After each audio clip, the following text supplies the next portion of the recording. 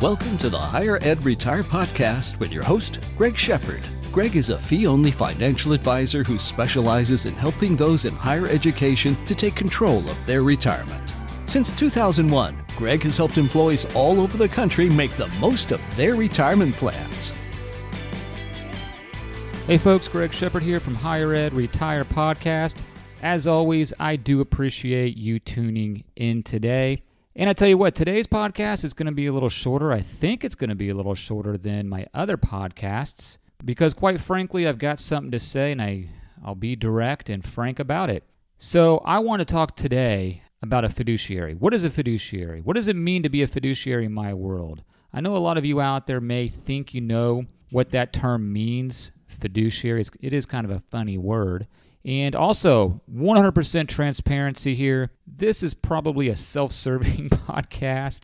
Oh, geez. Maybe it's more therapy for me, so you'll have to indulge me a little bit. But, I lost a client recently. I know a lot of you out there, your heads are spinning. I lost this client primarily because I feel like I didn't educate her enough.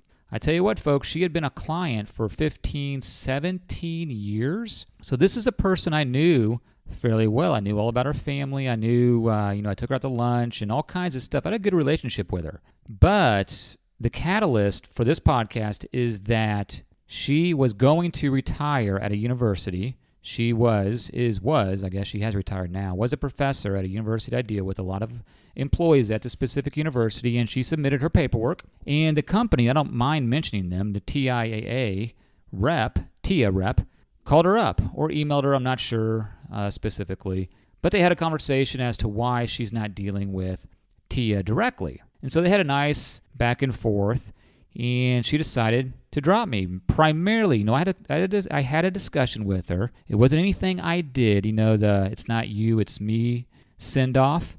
Primarily, she said, because of the fee. And I knew exactly what was going on. The TIA rep got a hold of her and said, hey, we can do all this stuff for free. Why? Don't you like saving money? Now, that is what this podcast is about, folks. This podcast is directly for those that are thinking or will be approached by these reps at the likes of TIA, Fidelity, ING, mainly because those are the big boys, the big players in the higher education world. So at some point, when you retire or separate service, you'll cross this bridge.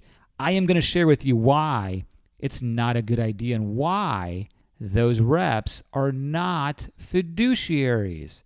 So who am I? And why are you listening to me? Okay, so for those of you that haven't listened to my podcast before, my name is Greg Shepard. I've been dealing with higher education for all of my adult career life. That's a lie. I did work, in a bowling alley right out of college, and then I worked for Charles Schwab, not dealing with higher education. So for most of my professional adult life, 19 years, I've been dealing with higher education with my financial planning / investment management firm. Okay, so I've been working all this time with the same firm. That's important, which I'll elaborate a little bit on further in the podcast. But I do specialize in helping those in higher education navigate their retirement plans and get through retirement. As you can tell, I've said that phrase a few times because it's true. Anytime during this podcast, if you have questions, go to my website. Well, maybe not during the podcast, but after the podcast. Check out my website, www.higheredretire.com. You can find my contact information. So please, by all means, if you have questions over this topic specifically, or I guess in general, contact me and I'll get you on the straight and narrow. All right, folks, I'm going to start out by boring you, right? If you're not bored enough already. I'm going to start off with the definition of a fiduciary. So we're kind of on the same page on the literal sense. Okay, so I'm going to read this verbatim. A fiduciary is a person or organization that acts on behalf of another person or persons to manage assets. Essentially, a fiduciary owes to that other entity or person the duties of good faith and trust. The highest legal duty of one party to another, being a fiduciary, requires being bound ethically to act in the other's best interests. Okay, that last part of that definition kind of sums it up. Basically, you are bound ethically, and in my case, it could be legally, to act upon the best interest of your client. Why do you want someone working on your behalf as a fiduciary? I guess a better question is, why wouldn't you want someone working on your behalf as a fiduciary. Shouldn't that be mandated in my industry? Folks, it is not. Okay, the reps over at TIAA, ING, Fidelity, and other direct vendors of that ilk, they can't possibly act as a fiduciary. So for example, let's go back to me, all right? Since this podcast, of course, is all about me because I think it's going to be more therapeutic. For example, I am actually obligated to make sure you, my client, all my clients out there, have the lowest cost investment. So what I mean by that is if you have a mutual fund, there could be several ticker symbols for the same mutual fund. I know it gets confusing, but in my world, it is just a thing.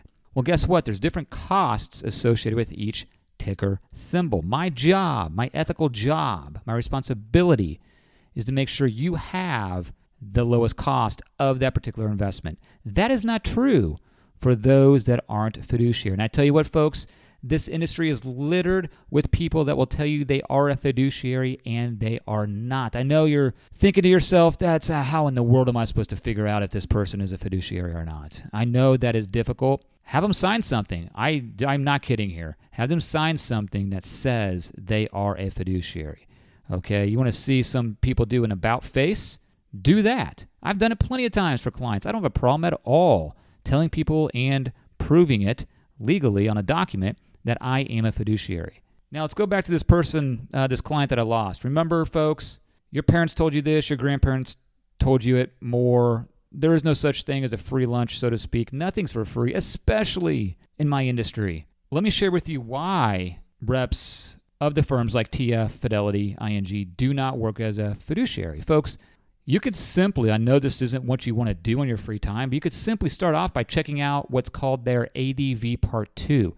This is public information and should be found on their website. What you'll find there in plain black and white is that these folks, these reps, are told what to do by their parent company. They are not free to act on their own or make their own decisions in that regard. Makes some sense, okay? They are employees of these companies. They can't have all these rogue advisors going out there doing what they want. But I tell you what, folks, as it states in their ADV Part 2, they're going to steer you towards proprietary products or what's also known as affiliated funds. So affiliated funds are those that are investments that may not be named after that direct vendor, but they're a different name and they have an affiliation with that fund. So they're essentially owned by the parent company or they have a very direct relationship. Folks, I can't make this stuff up when it comes to conflicts of interest. This is just littered with conflicts of interest. Now, one of these companies I mentioned, I actually went in and read their ADV Part 2, and it also states that they are directed, they being the reps, are directed to steer you, the potential client or customer, towards certain products, certain programs, certain investment strategies that those said reps will earn or get higher quarterly bonuses. I want to make sure everybody hears that. They are told, they are directed, they are not mandated, I shouldn't say that, they are directed to steer you towards things that may not be in your best interest because they, being the reps, will make more money. All right, enough said. I don't want to elaborate too much on that. That just blows me away.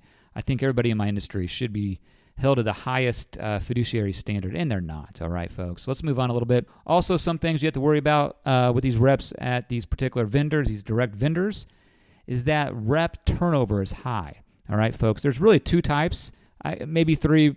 I'm going to go with two types of people at these firms, at these companies. I'm not going to call them firms, at these companies, these big companies. First are those that come out of college, and I'm not trying to discredit these people at these companies. They're very, very good people, but typically you have a lot of higher turnover reps because the people are coming out of college. They're getting their first job with these companies. They start off by talking to you, all right? They try to gather a lot of assets. Then what they typically find out at a young, ripe age is that, hey, I'm making X dollars working with this company. What if I went out independent and controlled my own schedule, controlled what I said to my clients? I don't have people telling me what to say. Do you think somebody over at TIAA, ING, or Fidelity, one of those reps, can do these podcasts? No, because they are overseen by that parent company. There's no way in the world they'd be able to do this. So you get a lot of rep turnover. You get younger guys and gals figuring it out that it's easier, better, smarter, from a personal standpoint and a professional standpoint to go out on your own and jump ship from these companies and start their own firm or hitch their wagon to another firm that's already done this. Also, you have those that are working at these companies that have kind of burned out, didn't make it on their own. So they go back to these companies, all right, because it's an easy, particularly easy job, okay, to be quite frank about it. So going back to this lady this client that I lost, like I mentioned, if I did mention it, I do feel like it's my fault in a sense that I didn't educate her. I haven't educated my clients well enough. You will cross this bridge at some point in your career, I guess, but the latter part of your career where you will be approached by these people. It is your job. This is very important for your financial future. It's your job to ask questions. It's your job to kind of sift through all the noise, all right? In my opinion, 10 times out of 10, it's better to work with an independent RIA, a fee-only or fee-based, okay, I can ride with a fee-based advisor, not someone directly associated with one of these companies. They're going to stick you in their proprietary products. One last thing regarding the fiduciary. I had a prospect in last week, right before Labor Day, and I told him he was a prospect and he was interviewing, that's the word I was looking for, interviewing many advisors. And I told him that's fantastic. And I'll tell you this, Mr. Prospect, my role as a fiduciary, as I see it, I have to be able to place you in something better than what you're doing now, whether that be service, fees, investment products. Okay, I'm going to show you visually how I can put you in a better position. Now, service, I can't visually show you that, but I'm going to lay out a plan as to how I'm going to provide better service than what they're getting now. That's where you need to start. I know it's difficult to find out who a fiduciary is. Folks, start with their ADV.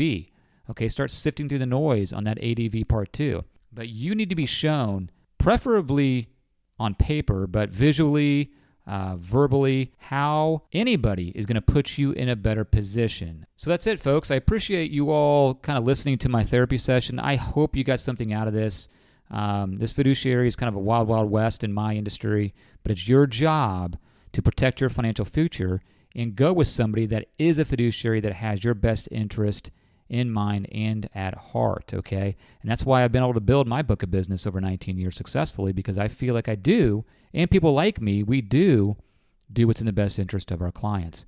Hey, folks, I appreciate you hanging in there today. This is Greg Shepard, a rather short podcast from Higher Ed Retire Podcast. Check out my website. I have a lot of other podcasts that would be pertinent, especially to those in higher education. But please contact me. Email is greg@shepardfinancial.com. Shepard is Shepard. My phone number, my Kansas City office, that's my headquarters, main headquarters, 913-521-2381. Hey, folks, thanks again. This is Greg Shepard telling you to take control of your retirement today.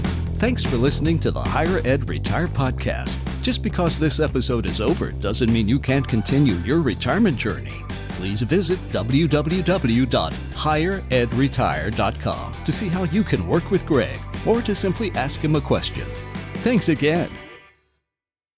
S&A Financial Services is a registered investment advisor. Information presented is for educational purposes only and does not intend to make an offer or solicitation for the sale or purchase of any specific securities, investments, or investment strategies. Investments involve risk and, unless otherwise stated, are not guaranteed. Be sure to first consult with a qualified financial advisor and/or tax professional before implementing any strategy discussed herein. Past performance is not indicative of future performance.